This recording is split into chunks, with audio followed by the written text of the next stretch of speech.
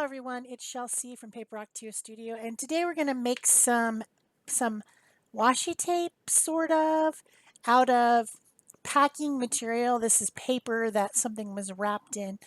I'm doing this for Stencil Club. There's a thing in Stencil Club over at StencilGirl on Facebook that is called Party Call. I don't know why it's called that, but anyway, it's like a monthly swap, and they have different um, things that you can do in different months.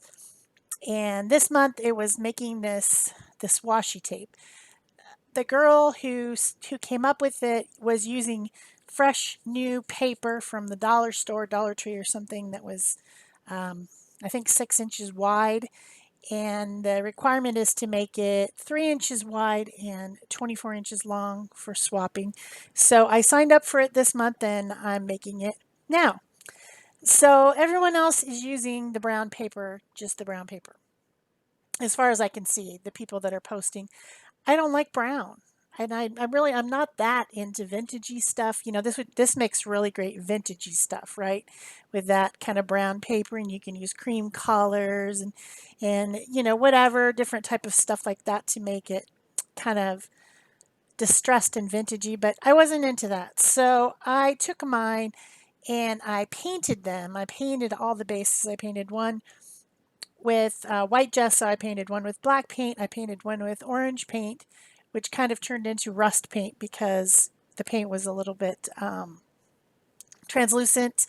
And of course, you've got that brown craft color underneath. Then the other one I painted green gold, like an olive green. So I did that using a silicone spatula paint mover thing, and just painted them a real thin coat over all of them and allowed them to dry. Mine are actual packing paper. I folded my packing paper, cut it into 3-inch pieces, and then I spritzed it with a little bit of water and laid it out to dry. Now this is sped up 8 times fast because it took me about 2 hours, 45 minutes to do 4 pieces of this. I only needed one, but I had 4 pieces of paper and I decided I would just cut up the pieces and give her 4 options. When I send it to my partner, she'll just have 12-inch pieces there's 4 of them. So that's actually twice as much because it was 3 by 24 and I'm sending her 4 12-inch pieces. But anyway, I wanted to make different ones, and I get bored easy. So what I'm doing now is using different StencilGirl stencils and my 6x6 gel plate in different colors of acrylic paint. These are all tube paint, coming in a tube, but there's different brands. There's Liquitex Basics, there's some Amsterdam, there's I use some of the shimmery paints, the PBO Dyna paints that have shimmer in them, and I even used some copper that is like a complete off brand from somewhere. I don't know. Anyway, they're all similar paint from different companies, and I'm just making. There's the copper. Oh, I love copper. I'm making pattern and design on them using the stencils, both through the stencil and then also picking up after I've removed the stencil, even in some cases turning the stencil over and brayering it on to make marks. And it's adding color, it's adding pattern, it's adding interest, and changing, what it looks like when it's just green gold versus what it looks like when it's got copper and turquoise on it. It's the big difference. So I'm just cycling through the different pieces.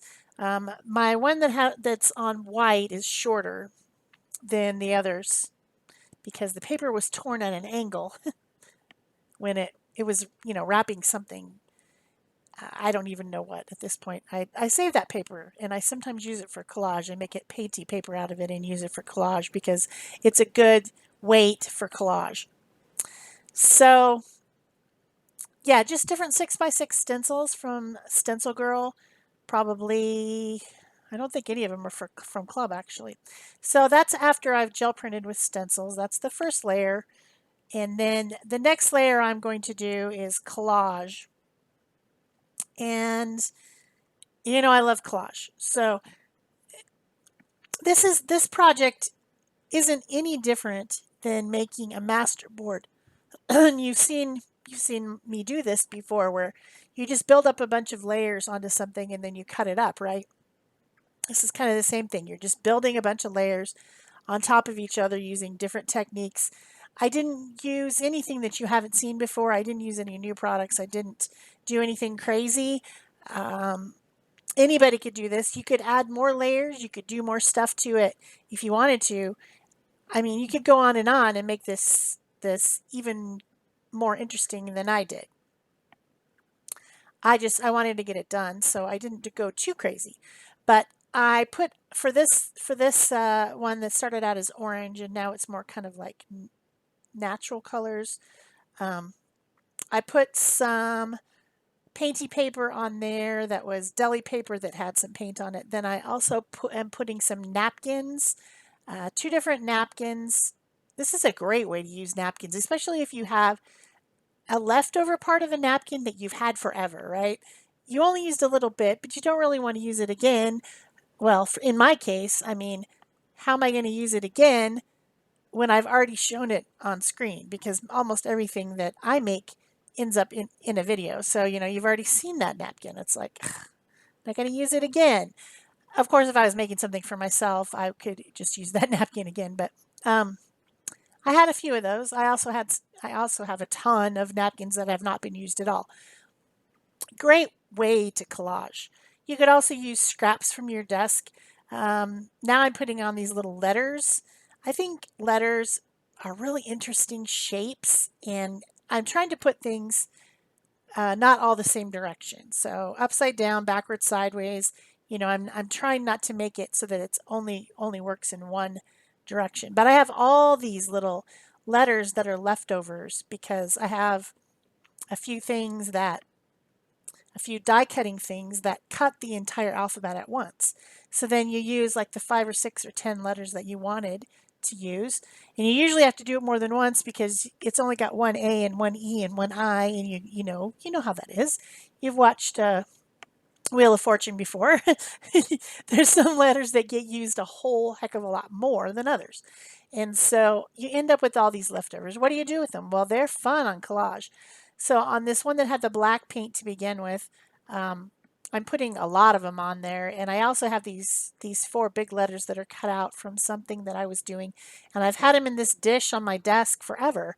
And now I'm going to use some of them. Still have some left, however. I did not use them all up. But I thought it was a great way to use something like that. You could also use any other type of ephemera you have, like stickers or, you know, little ticket things or just whatever kind of ephemera you have is great for this. Book pages, all that type of stuff. I'm just using what is close at hand. I have a thing on my desk that has a bunch of different scraps on it. Here's a couple napkins that are exactly what I'm talking about. They're leftovers. I didn't use the whole napkin when I was doing the project. Now I have some of it left, and this is a good way to try to use it up. So for the napkins, I use fluid matte medium. And for the heavier stuff, like those letters and things that were cut out of cardstock, I used matte gel medium. So it's heavier, it's thicker, and it works better for putting things down like cardstock, which I don't do very often because blah, it's too thick. So this one's very floral and pastel-y, and you know, they all came out very differently. So this one I decided to use some papers. That kind of multicolored paper is some, what is it? It's like a picture of grass or weeds or something that I tore out of a magazine because I thought it would be good for stencil rubbing, but I just never did it. And I just tore that up. And then I have some dictionary paper and some tissue that has words on it. And I'm going to put those things down. And then I have these fish that are from a napkin. And the reason that I picked them is because they were turquoise, and there's a lot of turquoise. This is one that started out with the green gold paint on the bottom, kind of olive green gold paint. and then it's now got, other colors on it. So the fish didn't end up showing up very well. And I kind of wished that I had gessoed the back of them because they would have shown up better. But I ended up putting more fish on, so it didn't matter.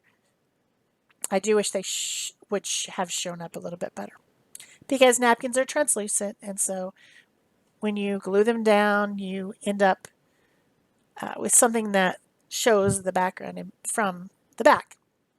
Okay, so I'm done with collage. My next layer I decided was going to be stamping. And all the stamps I'm using are from Stampin' Up, but they're probably every single one of them is discontinued. I haven't bought Stampin' Up stamps in about 15 years since I quit being a demonstrator.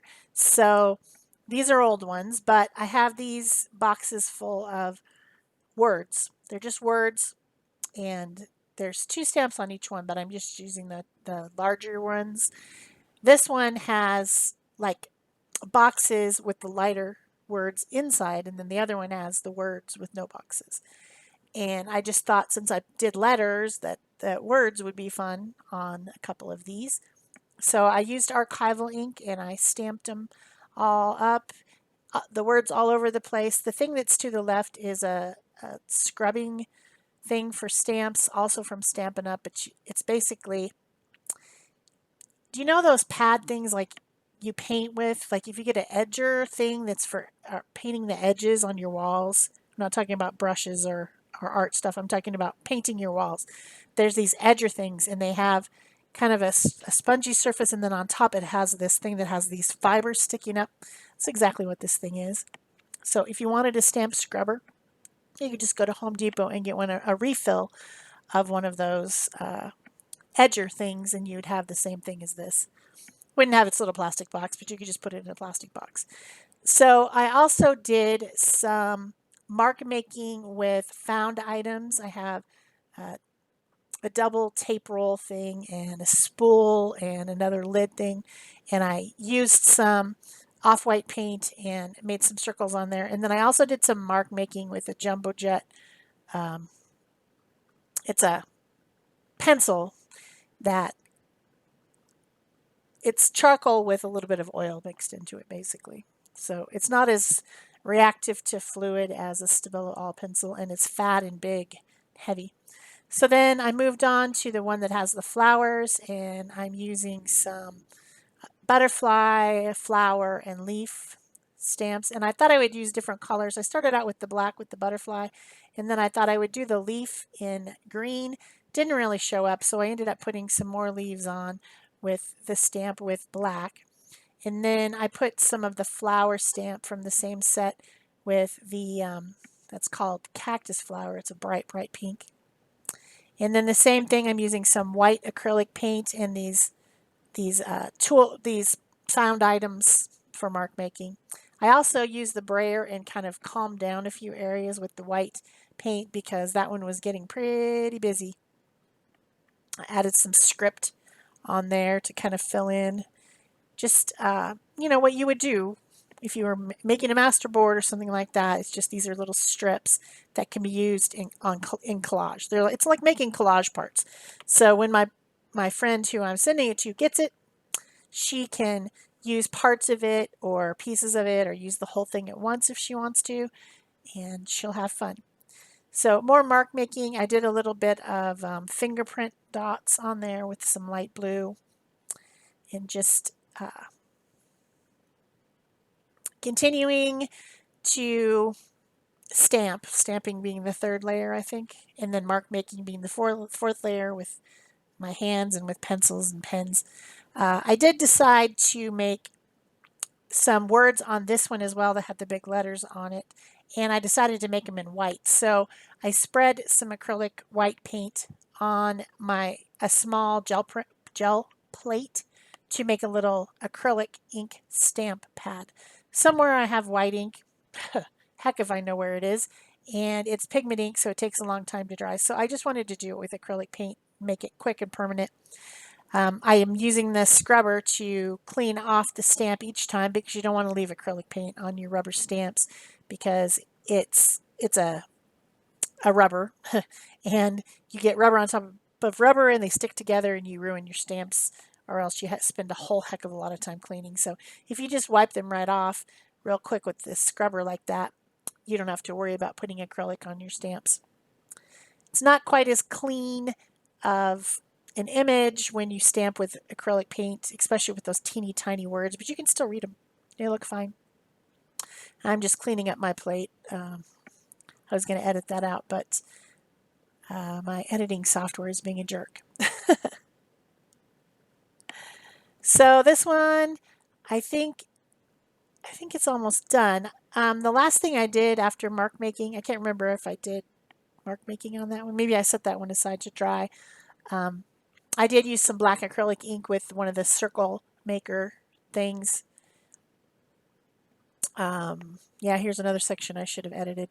Okay, here's the last one. I've got another stencil from StencilGirl, and this one was fishes. Yeah, fishes. And I decided to use just ink with a brush through the stencil. It's a line stencil.